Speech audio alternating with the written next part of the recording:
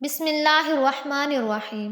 میری آج کی ویڈیو دیکھنے سے پہلے گزارش ہے کہ نبی پاک صلی اللہ علیہ وسلم پر درود و سلام پیش کریں۔ صلی اللہ علیہ وسلم۔ سورۃ رحمان میں 4 عجیب حقائق جو آپ نے کبھی نہیں سنے ہوں گے۔ مکمل تفصیلات جاننے کے لیے ویڈیو کو آخر تک ضرور دیکھیے۔ ناظرین، آپ نے سنا ہوگا کہ آپ صلی اللہ علیہ وسلم نے سورۃ رحمان کے بارے میں فرمایا ہے کہ سورۃ رحمان عروس القرآن ہے، یعنی سورۃ رحمان قرآن کی دلہن۔ جیسے کوئی دلہن کو آپ خوشنما لباس پہناتے ہیں اور اس کو زیور پہناتے ہیں، یعنی آپ دلہن کو جس طریقے سے سجاتے ہیں، اللہ تعالیٰ نے ایک سورت قرآن مجید میں یہ ایسی رکھی ہے جسے خوب سجایا ہے۔ اس میں الفاظ کا درد و بست، اس کا اپنا ایک سر ہے۔ یہ اللہ تعالیٰ کے قرا ہے، انتہائی خوبصورت، اور مصر کے قرا انتہائی دل پسند ہیں۔ جس طرح قرآن کے قرا کو انہوں نے واضح کیا ہے۔ واقعہ یہ ہے کہ اگر یہ لوگ نہ ہوتے، شیخ عبدالباسط، محمد عبدالصامد، شیخ محمود، خلیل الخصری، یہ لوگ کہ جنہوں نے قرآن کے اس غنا یعنی میوزک الفاظ کو آپ صلی اللہ علیہ وسلم نے استعمال کیا، یعنی قرآن پاک کو اچھی سے اچھی سرخ کے ساتھ پر ہو، جو قرآن کو بہتر انداز میں اچھی سے اچھی آواز میں خوش اخلاق کے ساتھ پڑھنے کی کوشش نہیں کرتا، وہ ہم میں سے نہیں ہے۔ بلکہ ایک مرتبہ آپ صلی اللہ علیہ وسلم رات کے وقت اپنے ساتھیوں کے حالات معلوم کرنے کے لیے گشت کر رہے تھے۔ حضرت ابو موسیٰ اشعری رضی اللہ تعالیٰ عنہ کے گھر کے پاس گزر ہوا تو وہ رات کو تہجد پڑھ رہے تھے۔ کھڑے ہوئے کیف کے عالم میں قرآن پاک کی تلاوت کر رہے ہیں۔ آپ صلی اللہ علیہ وسلم کو ان کی قرات بہت پسند آئی۔ کافی دیر تک وہاں کھڑے سنتے رہے۔ اب انہیں کیا پتا کون سن رہا ہے، وہ اپنی کیفیت میں نماز میں تہجد میں قرآن کی تلاوت کر رہے تھے، اور ظاہر بات ہے ان کے گھر ایکڑوں میں بنے ہوئے نہیں تھے، ایک کمرہ، ایک حجرہ، ایسے ہی تو گھر تھے صحابہ کے۔ لہٰذا آپ صلی اللہ علیہ وسلم ان کے گھر کے پاس سے گزرے، آواز آئی، کافی دیر سنتے رہے، اس کے بعد آپ تشریف لے گئے۔ صبح فجر میں ایک ملاقات ہوئی تو آپ صلی اللہ علیہ وسلم نے تحسین کے انداز میں فرمایا، اے ابو موسیٰ، تمہیں تو آل داؤد کے سازوں میں سے ایک ساز اللہ نے عطا فرما دیا ہے۔ جس طرح حضرت داؤد مشہور ہیں کہ جب وہ پچھلے پہر رات کو ترانے پڑھتے تھے، قرآن میں ہے کہ پرندے شامل ہو جاتے تھے ساتھ، اور پہاڑ وجد میں آتے تھے، پہاڑ بھی ان کے ساتھ شریک ہوتے تھے۔ تو جس طرح اللہ نے ان کو لحد عطا فرمایا تھا، آپ صلی اللہ علیہ وسلم نے تحسین کے انداز میں فرمایا، اے ابو موسیٰ، اللہ نے تمہیں بھی آل داؤد کے سازوں میں سے ایک ساز عطا فرمایا ہے۔ نبی پاک صلی اللہ علیہ وسلم فرماتے ہیں کہ جس طرح قرآن کان لگا کر اللہ کو قرآن سنتا ہے، جس کسی چیز کو نہیں سنتا، ہمیں نظر نہیں آتا، ہمیں معلوم نہیں ہے، ہم قرآن پڑھ رہے ہیں تو سننے والا کون ہے؟ سب سے زیادہ کان لگا کر خود اللہ سنتا ہے۔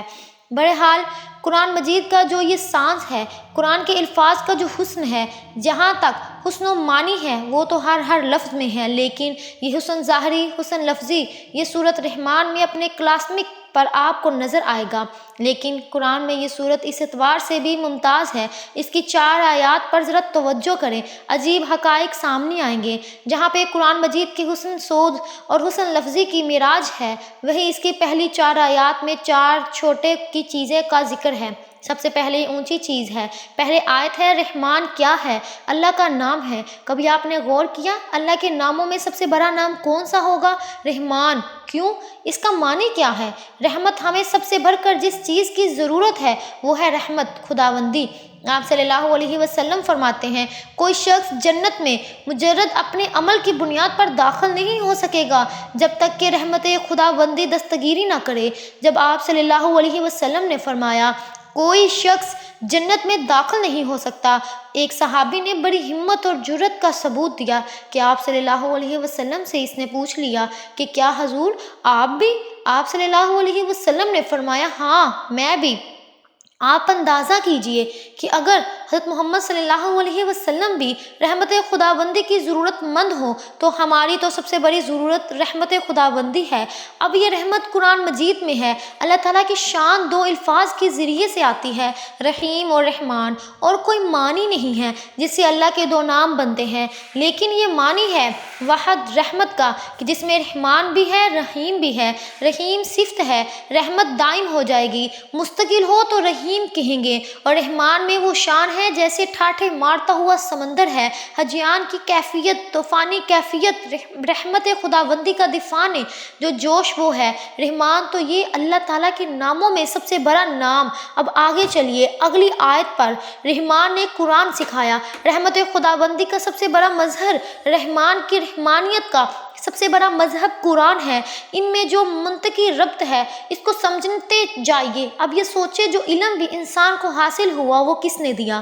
اللہ تعالیٰ نے سائنس کا علم بھی اللہ نے دیا۔ ترجمہ، وہ علم اعظم جو ہے تعداد آدم علیہ السلام کو دے دیا گیا تھا، اصل میں یہ کسی کا ظہور ہے جو ہو رہی ہے اور ہوتی رہے گی۔ اور جو دوسرے علم ہے وہ کس نے دیے؟ اللہ نے ہی دیے۔ مخلوق میں سے کوئی اللہ کی علم میں سے کسی شے کا احاطہ نہیں کر سکتا مگر وہ جتنا دینا چاہے، لیکن یہ کہ تمام علوم میں چوٹی کا علم قرآن ہے۔ اللہ کے ناموں میں چوٹی کا نام رحمان۔ اللہ نے جو کچھ انسان کو سکھایا اس میں چوٹی کا علم قرآن کو پیدا فرمایا۔ اب اگلی آیت میں یہ بتایا گیا ہے کہ حیوانات کو کس نے پیدا فرمایا، آسمان کس نے پیدا کیے، زمین، فرشتے کس نے پیدا کیے، یعنی خلق الانسان، اس کے تمام مخلوقات میں اس کی تخلیق کی معراج، اس کی تخلیق کا نقطہ عروج انسان ہے۔ یہ ہے کہ جو مسجود و ملائک بنا ہے تو تخلیق میں سب سے اونچی تخلیق انسان کی ہے۔ علموں میں سب سے اونچا علم قرآن کا، اللہ کے ناموں میں سب سے اونچا نام رحمان کا ہے۔ ناظرین، ویڈیو پسند آئے تو سبسکرائب کریں، لائک کریں اور شیئر کریں۔ اللہ تعالیٰ ہم سب کا حامی و ناصر ہو، آمین۔ کمنٹ باکس میں ایک مرتبہ نبی پاک صلی اللہ علیہ وسلم پر درود و سلام ضرور پیش کیجیے، صلی اللہ علیہ وسلم۔